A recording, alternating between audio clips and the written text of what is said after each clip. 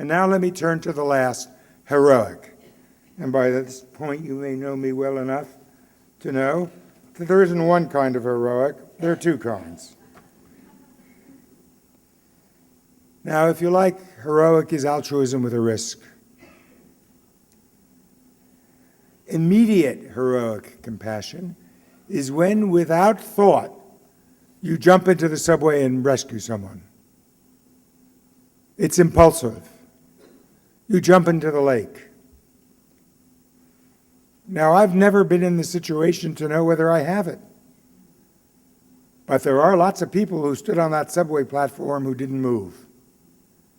We've got to find out what's the difference. Because what we do know is the ones who have it didn't get taught it was there. How to get there? There are many possible explanations. Now, considered heroic compassion isn't done impulsively. It's done with thought, and it's maintained for many, many years. Kristen Monroe, a political scientist at UC Irvine, has done a political scientist study of people with heroic compassion, both impulsive and considered. And she really didn't ask the psychological questions, but we know demographically there's no differences. Now, here's her criteria for heroic. You must act, not just think, wouldn't it be good if I jumped and rescued that person? You must do it. Your goal is the welfare of the other person. Your action has consequences for that person. There's a good possibility your actions will diminish your own welfare. You're putting yourself at risk.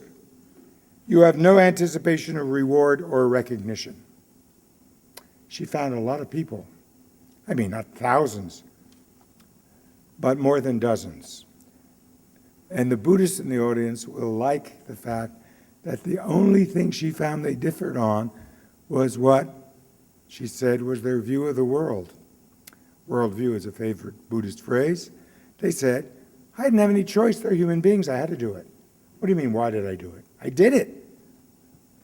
Why do we have this without training in some people and not in others? How could we go about getting some answers to that? How, and this is the one that I consider most crucial for the survival of our children and grandchildren, how do we cultivate global compassion? The Dalai Lama says, Paul, you're too impatient. And I say to him, we haven't got a lot of time. We're on the cusp where some things may become irreversible. We've got to try and see what can we learn from those who have it without training that can help us.